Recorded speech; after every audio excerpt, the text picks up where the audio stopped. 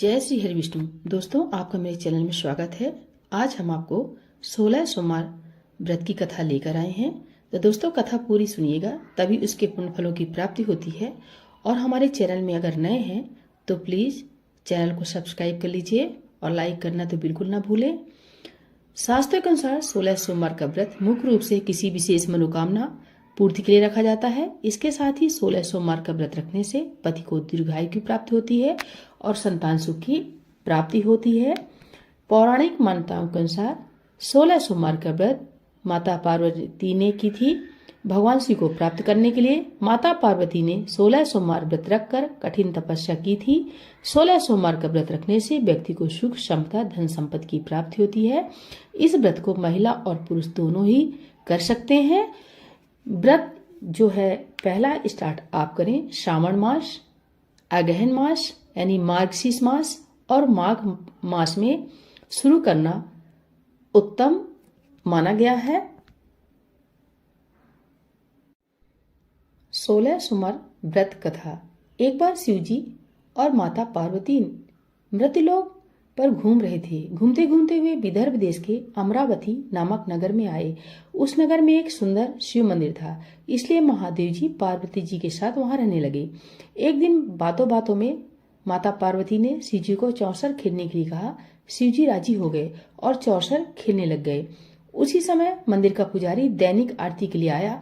पार्वती ने पुजारी से पूछा, बताओ हम दोनों में चौसर में कौन जीतेगा। वो पुजारी भगवान शिव का भक्त था और उसके मुंह से तुरंत निकल पड़ा, महादेव जी जीतेंगे। चौसर का खेल खत्म होने पर माता पार्वती जीत गईं और शिव जी हार गए। पार्वती जी ने क्रोधित होकर उस पुजारी को श्राप देना चाहा, तभी शिव जी ने उन्हें रोक दिया और कहा कि ये तो भाग्य का खेल है, उसकी कोई गलती नहीं है। फिर भी माता पार्वती ने उसे कोढ़ी होने का श्राप दे दिया। उसे कोढ़ हो गया। काफी समय तक वो कोढ़ से पीड़ित रहा। एक दिन एक अप्सरा उस मंदिर में शिवजी की आराधना के लिए आई और उसने उस पुजारी को कोढ़ को देखा। अप्सरा ने उस पुजारी को कोढ़ का कारण पूछा तो उसने सारी घटना सुना दी। अप्सरा ने उस पुजारी को कहा, तुम्हें इस कोढ़ से मुक्ति पाने के लिए 16 सोमवार का व्रत करना चाहिए। उस पुजारी ने व्रत करने की विधि पूछी। अप्सरा ने बताया, सोमवार के दिन नहा धोकर साफ कपड़े पहन लेना और आधा किलो आटे से पंजीरी बना देना। उस पंजीरी के 3 भाग करना। प्रदोष काल में भगवान शिव की आराधना करना। इस पंजीरी के 1/3 हिस्से को आरती में आने वाले लोगों को प्रसाद के रूप में देना। इस तरह 16 सोमवार तक यही विधि अपनाना। 7वें सोमवार को 1/4 गेहूं के आटे से चूरमा बना देना और शिव जी को अर्पित कर लोगों में बांट देना। इससे तुम्हारा कोढ़ दूर हो जाएगा। इस तरह 16 सोमवार व्रत करने से उसका कोढ़ दूर हो गया और वो खुशी खुशी रहने लगा।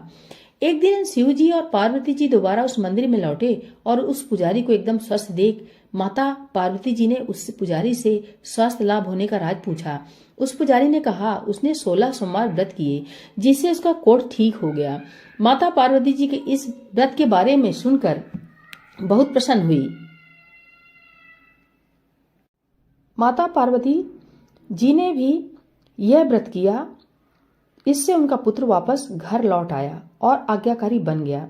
कार्तिकेय ने अपनी माता से उनके मानसिक परिवर्तन का कारण पूछा जिससे वह वापस घर लौट आए और पार्वती ने उन्हें सब के पीछे 16 सोमवार व्रत के बारे में बताया।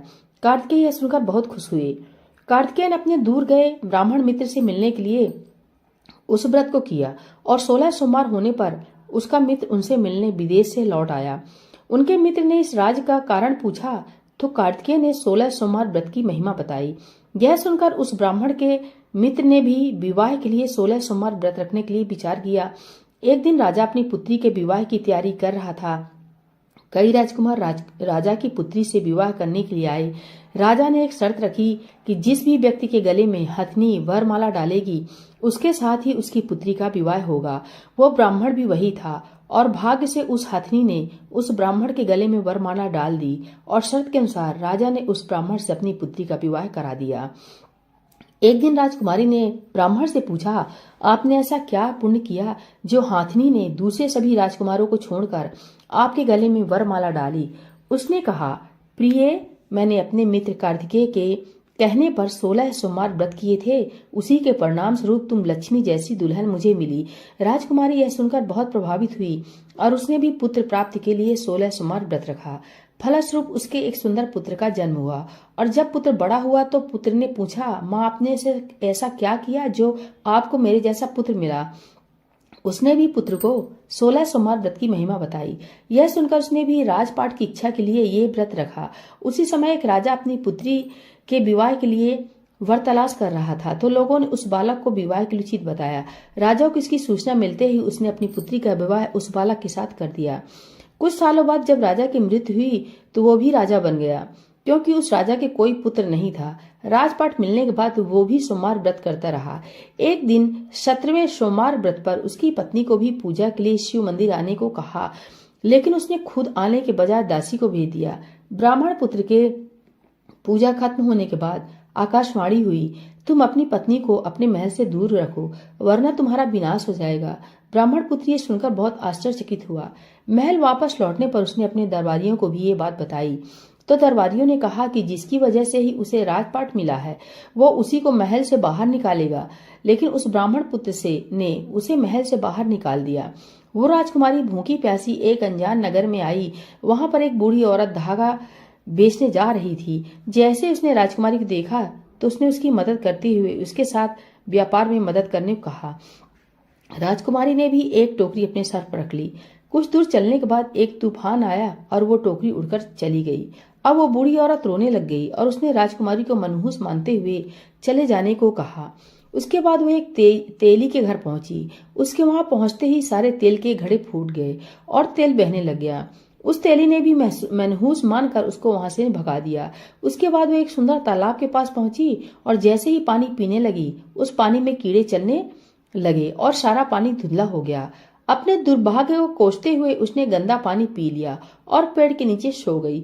जैसे ही वो पेड़ के नीचे सोई उस पेड़ की सारी पत्तियां झड़ गई। अब वो जिस पेड़ के पास जाती उसकी पत्तियां गिर जाती थी। ऐसा देखकर वहां के लोग मंदिर के पुजारी के पास गए।